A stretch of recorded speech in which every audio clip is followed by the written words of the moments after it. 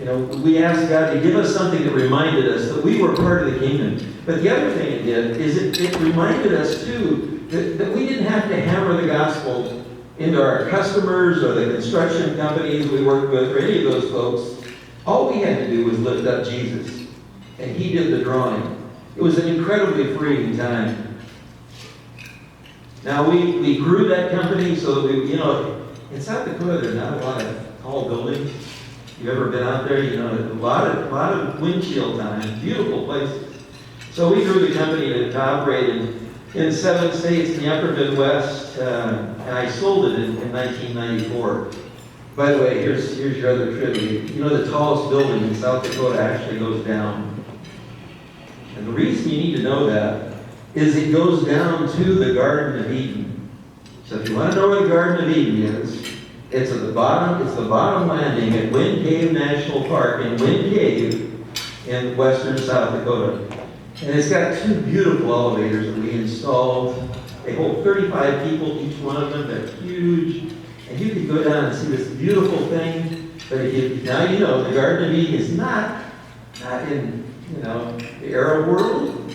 It's in South Dakota, right in the middle of good old USA. Did you expect it to be here? I mean, really? Okay. Well, when we sold the company, and that's a story in itself, but when God sold the company, because it really wasn't my idea, when God sold the company, I had become president 7 years before, so I went from the pit to the penthouse, literally. I've got a friend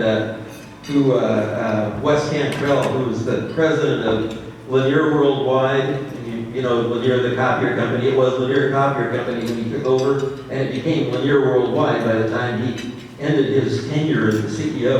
And he wrote a great book, From the Shop Floor to the Top Floor. So that's why Janet keeps telling me it's got to be from the pit to the penthouse if I ever write a book, which is probably not going to happen soon. But when we sold the company, God started a career path that only he could design. I certainly wouldn't have planned it. You remember, I was in the elevator business 25 years. And that was, my generation, that's what you expect. You stay, and you do things, and you're consistent, and you're in one place for a while, and you make a difference. So I thought the next stop would be there too. So we moved to Atlanta, and I became FCCI's first vice president. Now, if you're not familiar, FCCI is the Fellowship of Companies for Christ International. It was started by Ron Blue and Larry Burkett, Bruce Wilkinson, Bobby Mitchell, a group in Atlanta. And it's called the Fellowship of Companies for Christ because they went through the whole discussion that you cannot have a Christian company. By definition, a Christian is who? Yeah, it's an individual that has a relationship with Christ. A company cannot have a relationship with Christ.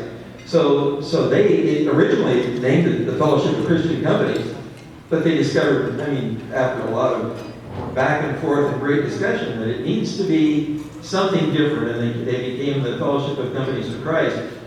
Now, a great group. It transformed my company when I belonged as a CEO. I was excited about working with people like you all around the U.S. and overseas.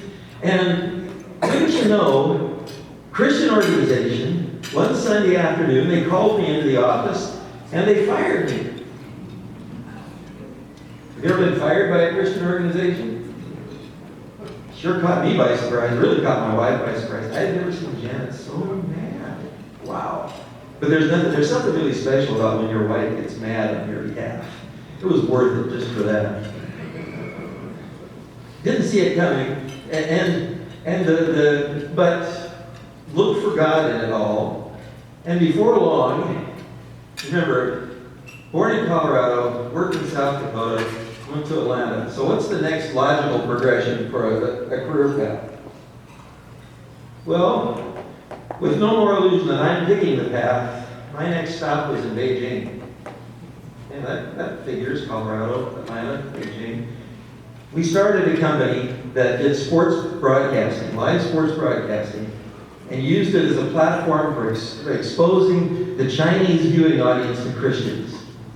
We replaced the commercial time with the life stories of Christian athletes and coaches, and we discovered that the censors would allow that to be broadcast. So for a number of years, we broadcast and let the people of China be exposed to Christ through the men and women that live through March Madness and the NBA and all those other things. It was a great thing to do. But it eventually became too big for the little group of us that were funding it.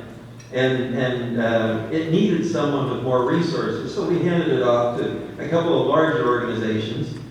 And I went back to Atlanta, and I got to know this guy because our kids were in school together.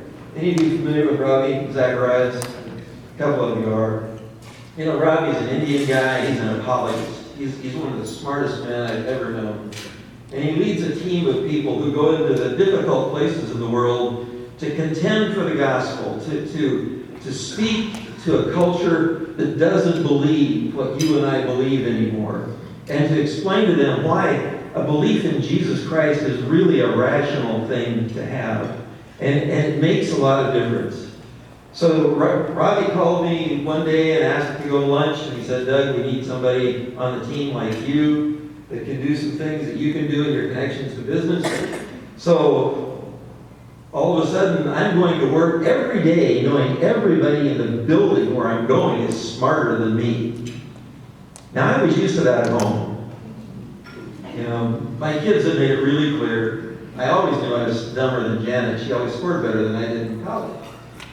But my kids also, of course, made it really clear that I was the bottom of the totem pole at home, but now I was at work too. And these guys, what an amazing, mind-expanding experience that was, just to go and hear them and engage with them and engage with the people they engaged with around the world.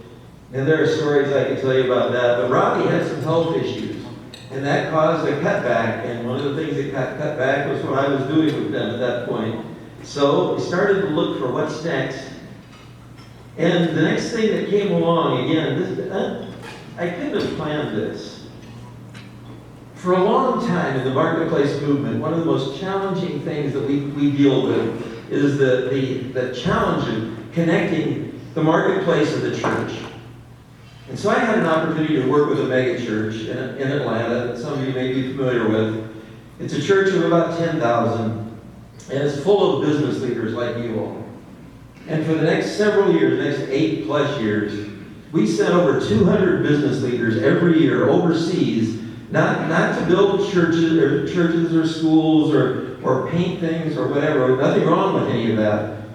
But we developed an organization called Business Partners International, and we started 150 companies around the world. And we let these business leaders use their business skills for how God wired them to use them in the marketplaces of the world, and to do it in a way so that all of these companies had kingdom impact statements in their business plans. And the companies that ranged from fruit vendors to, we started a smart house construction company in India, central India, building smart homes. You know, a lot of people in central India can't afford homes, but there are a lot that can. So we got into the upper echelon of the culture, and you can do that in business.